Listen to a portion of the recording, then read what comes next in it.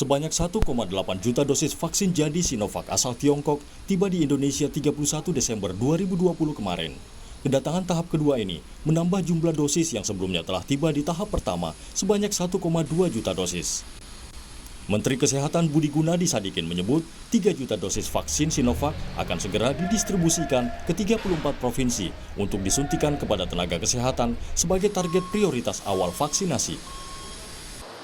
Insya Allah, dengan doa seluruh rakyat Indonesia, kami harapkan sebelum rakyat Indonesia kembali masuk bekerja di bulan Januari, insya Allah vaksin ini sudah bisa kita distribusikan ke 34 provinsi Indonesia untuk kita bisa mulai program vaksinasi ya bagi para tenaga kesehatan kita.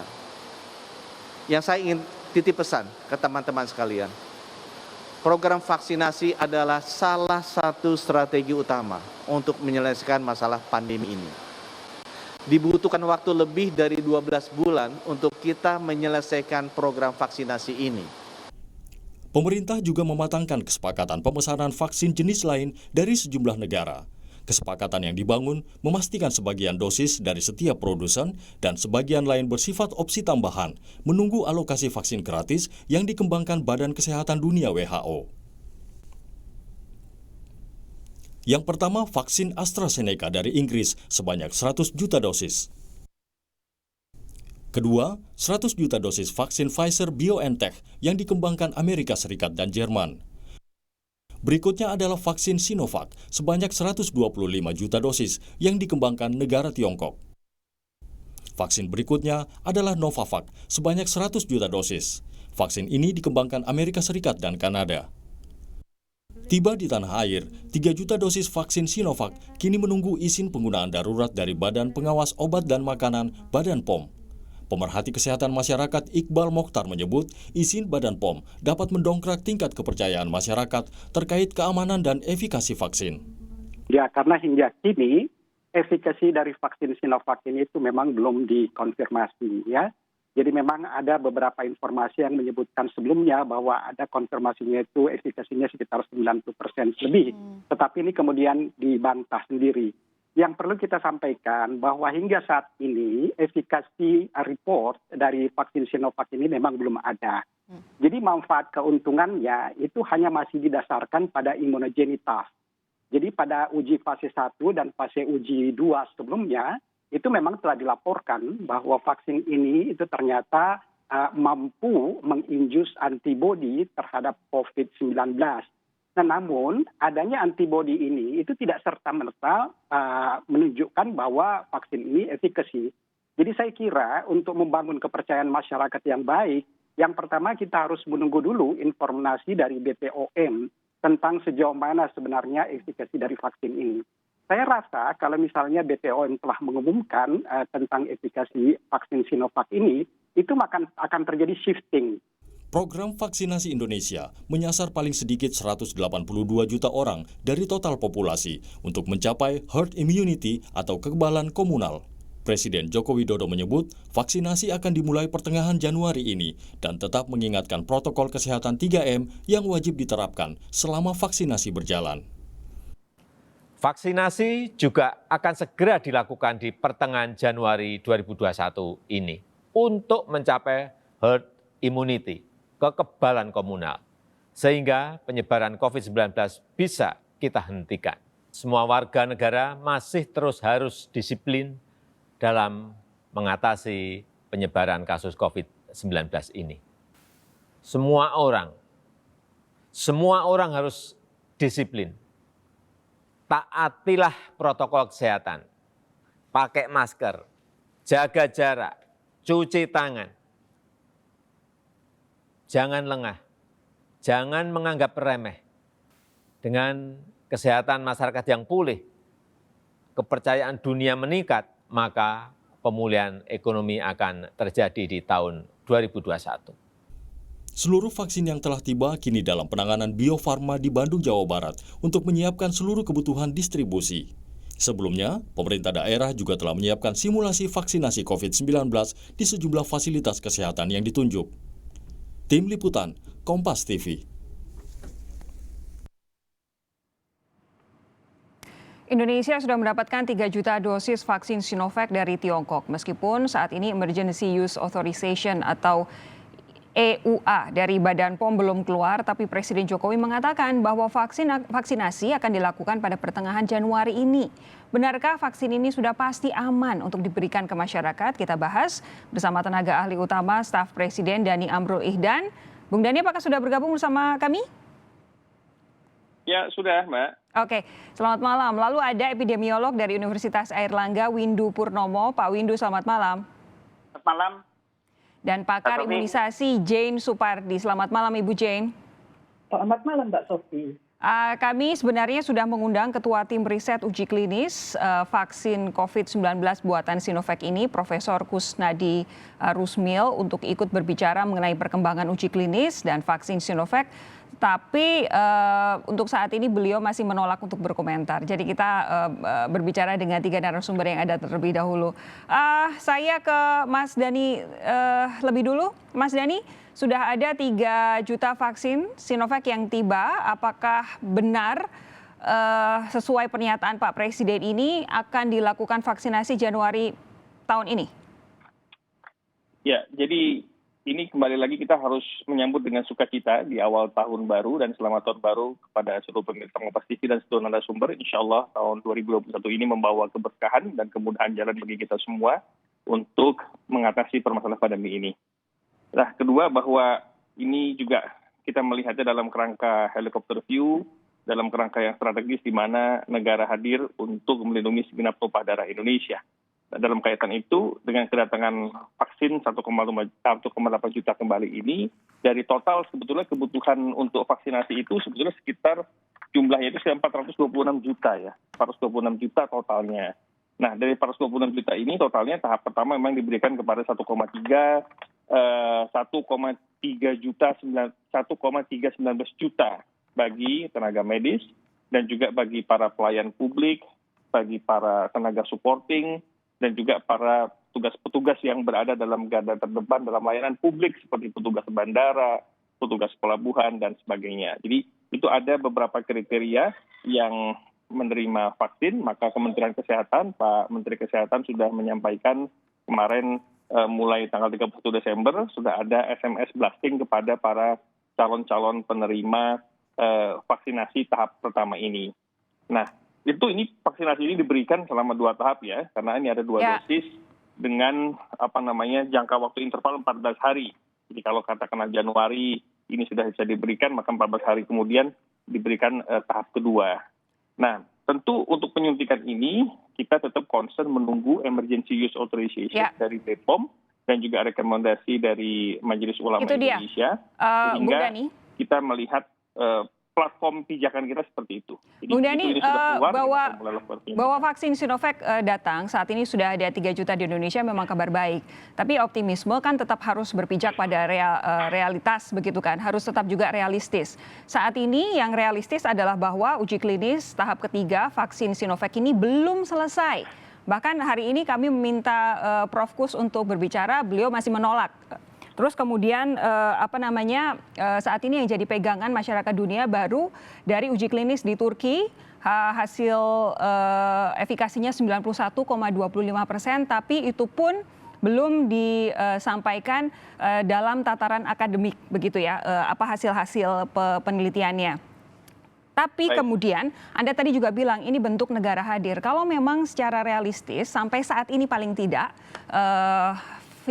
vaksin COVID-19 buatan Sinovac ini belum bisa disuntikan karena belum ada hasil uji klinisnya. Kenapa kemudian kehadiran negara tidak dalam bentuk 3T misalnya, digenjot testing, treatment, testing, tracing dan juga treatment, karena selama ini Indonesia memang masih terbelakang soal itu. Ya, baik, terima kasih Mbak. Jadi sebetulnya kalau mengenai 3T itu terus kita lakukan ya, terutama dalam tracing. Angka tracing dan tracking kita juga sudah semakin baik, mendekati angka WHO. Dan kita tinggal menjaga konsistensinya, bahwa angka untuk mendekati 38.000. Kita untuk testing sehari 40.000 saja masih kesulitan loh Bung Dhani. Ya, padahal itu batas minimal. Tapi, betul. Kita juga mengakui bahwa angka itu memang masih sulit. Tetapi sudah ada perbaikan dari beberapa bulan yang lalu. Nah, sehingga kita juga harus melihat secara lebih wise di sini tentang objektivitas bahwa angka testing kita juga meningkat dan kita harus jaga konsistensi angka testing ini supaya mendekati angka atau menyamai angka yang ditetapkan oleh WHO. Nah, mengenai uji klinis tahap ketiga itu kan memang concernnya kepada tes efikasi dan safety, sekaligus juga menguji soal immunogenicity dari yang tes yang tahap kedua. Nah, tahap ketiga ini kan bagaimanapun di Indonesia dengan sampling 1.620 dan nanti juga dari Unpad, Prof. Kusnadi dan kawan-kawan di sana juga akan menjelaskan hasil dari uji klinis dari 1.620 relawan dengan usia 18-59 tahun. Tapi di Brazil kan juga sudah keluar, di Turki juga kan sudah ada. Di Brazil hasilnya efikasi 50% saja? Ya, itu kan sebagai salah satu pijakan kita yang justru itu maksud saya, karena disparitas BPOM antara di Brazil dan di Turki sangat tinggi, makanya paling bijak kan kita menunggu selesai uji klinis ini yang ada di Indonesia, tapi kan belum selesai sampai sekarang. Uji klinis tahap ketiga kan akan selesai, kan kita mulai 10 Agustus ya 2020, ini kan diperkirakan Januari 2021 kan akan selesai. Nah ini kan nanti kita akan minta keterangan juga dengan Prof. Kusnadi Januarinya ini tanggal berapa, sehingga ini bisa dilaporkan sebagai interim report dari hasil tahap ketiga. Begini, nah, Brazil kan 8.870, ya kan? Nah, kita juga harus lihat berdasarkan N-nya ya. N itu jumlah relawan yang dites. Nah, kalau di Brazil kan ada 8.870. Di Turki ada 13.000. Nah, Indonesia kan dia cuma 1.620. Jadi kita lihatnya juga tergantung dari jumlah sampling N-nya ini berapa. Oke, begini Bung Dhani, yang kemudian dikhawatirkan oleh teman-teman aktivis kesehatan masyarakat adalah ketika uji klinis belum selesai, tapi Pak Presiden sudah menyatakan kemarin dalam pidato akhir tahun bahwa vaksinasi akan dilakukan mulai pertengahan Januari. Yang ditakutkan adalah ada semacam pressure, ada semacam tekanan terhadap teman-teman yang melakukan uji klinis yang seharusnya disiplin dengan waktu yang memang dibutuhkan untuk sebuah proses uji klinis yang akademis, yang benar-benar berdasarkan standar kesehatan. Tapi kemudian ketika Pak Presiden sudah menyampaikan kayak semacam target waktu begitu, jadi ada semacam pressure untuk kemudian cutting corners, apa yang harus dilakukan kemudian didiskon, sehingga jadinya nanti jangan-jangan hasil efikasinya tidak terandalkan 100%. Begini, target waktu itu diperlukan oleh seorang kepala pemerintahan, oleh presiden untuk menyusun sebuah langkah kerja. Sehingga dari target waktu itu, maka kementerian terkait menyusun langkah kerja persiapan-persiapan di lapangan. Pendistribusiannya seperti apa, teknis operasionalnya, cold storage-nya atau cold chain-nya bagaimana kita jamin efikasi vaksinnya, transportasinya dan seterusnya. Jadi kalau tidak ada platform tanggal ataupun termin waktu atau perkiraan waktu, tentu sulit kan untuk kita membuat langkah kerja yang lebih terstruktur. Jadi ini acuannya agar kita semua kementerian dan lembaga terkait termasuk pemerintah provinsi yang terkait di dalam penyaluran vaksinasi juga berpikir soal timetable atau timeline dan menyusun langkah kerja teknis operasional di lapangan. Nah, kemudian gimana? Kemudian mengenai independensi atau akuntabilitas dari BPOM. Walaupun Presiden sedang menekankan tanggal sekian atau prediksinya, katakanlah bulan Januari minggu kesekian. Nah, apapun yang disampaikan itu, tapi BPOM adalah lembaga independen, lembaga yang akuntabilitasnya dilindungi oleh undang-undang. Tidaklah mungkin sebuah lembaga yang akuntabilitasnya dilindungi oleh undang-undang, yang sangat profesional dalam bekerja, itu diintervensi oleh pemerintah, oleh presiden atau siapapun. Kita juga memberikan rekomendasi dan memberikan dorongan kepada BPOM untuk bekerja sangat profesional, bekerja accountable berdasarkan kriterianya, sehingga kan dalam penentuan emergency use authorization itu kan ada proses tahapannya, dari mulai melihat total quality control-nya, efikasinya, dokumen-dokumen teknis operasionalnya, sampai kepada ingredient ataupun konten yang ada di Sinovac-nya itu sendiri. Nah, saat ini BPOM dan MUI kan juga korespondensi terus untuk melengkapi dokumentasi. Jadi informasi yang saya dapatkan dari Majelis Ulama Indonesia bahwa ada beberapa dokumen dari prinsipal dari Sinovac yang harus dilengkapi sehubungan dengan standar persyarat sertifikasi halal maupun persyaratan yang tertuang di dalam langkah menetapkan emergency use authorization. Saya beralih ke Bu Jane. Bicara dokumentasi dan juga bicaranya tentang efikasi. Bu Jen, kalau Anda melihat bagaimana Anda menilai kesiapan vaksinnya sendiri dan juga seluruh proses vaksinasi jika memang ada target untuk melakukannya pertengahan bulan ini? Sebetulnya targetnya itu kan estimasi ya. Estimasi kita akan mendapatkan emergency use of authorization dari Badan POM itu segera. Sebelum imunisasi. Sebelum ya. Nah, diperkirakan imunisasi bisa dilakukan minggu kedua Januari. Tapi itu kan estimasi. Ya, jadi kalau lihat urut-urutannya itu Indonesia sudah betul menunggu Badan POM. Itu saja. Ya. Oke, jadi memang mau tidak mau harus menunggu Badan POM ya? Betul. Tapi untuk saat ini bahwa yang datang baru Sinovac 3 juta dosis, kemudian memang saat ini posisinya kita memesan dari beberapa perusahaan yang lain. Tapi apakah ini jadi langkah yang ideal? Kalau kemudian vaksinasi dilakukan hanya dengan berbekal 3 juta dosis lebih dulu?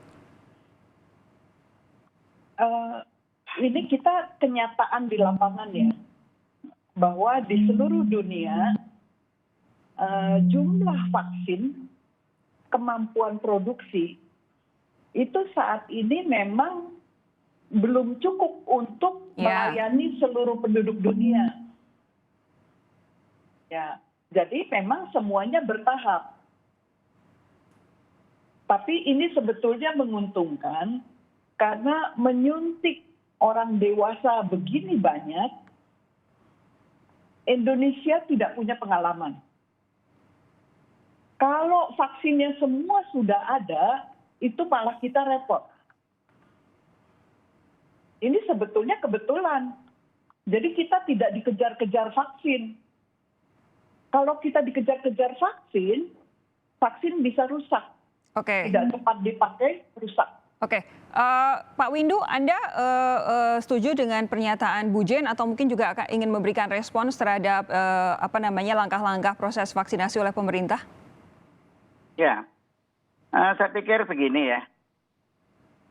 Nanti kan yang menentukan vaksin ini bisa digunakan atau tidak atau belum ya, itu kan Badan POM ya. Jadi saya kira Badan POM tidak usah dikhawatirkan kredibilitasnya, independensinya ya. Demikian pula tim clinical trial dari Unpad juga ya yang sedang mentrial fase 3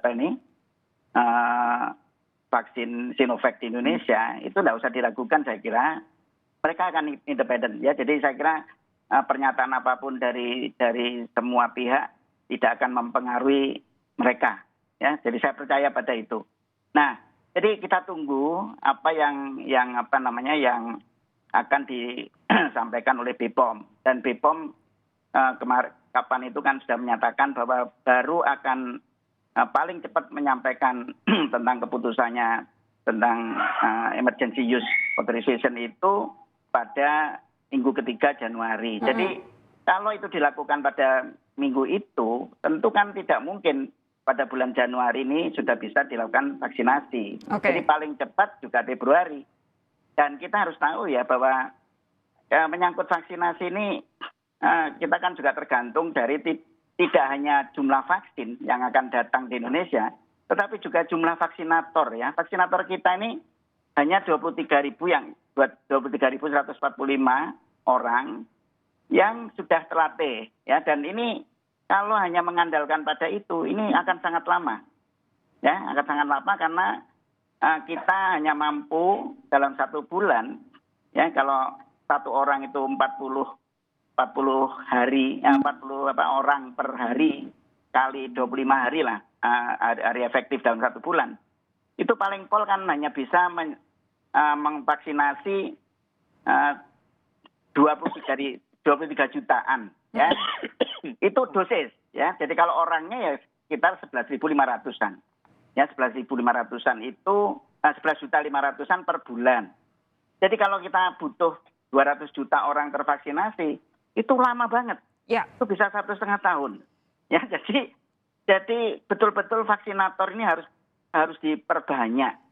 Tapi ini tadi yang disampaikan oleh Bu Jane, kita memang belum pernah menghadapi vaksinasi yang sebesar ini dalam kurun waktu yang sesingkat-singkatnya. Oleh karena itu ketika vaksinnya adanya baru sedikit demi sedikit, justru ini bisa jadi nilai plus karena kita jadi tidak harus dikejar vaksin. Betul begitu? Ya, memang. Saya setuju dengan itu. Tetapi tentu herd immunity akan lambat kita capai. Ya, jadi saya hitung-hitungan saya, kalau kita mengandalkan pada jumlah vaksin yang mungkin tidak bisa cepat kita peroleh dan atau vaksinator yang memang masih sangat sedikit ya, 23.000 itu sangat sedikit untuk Indonesia.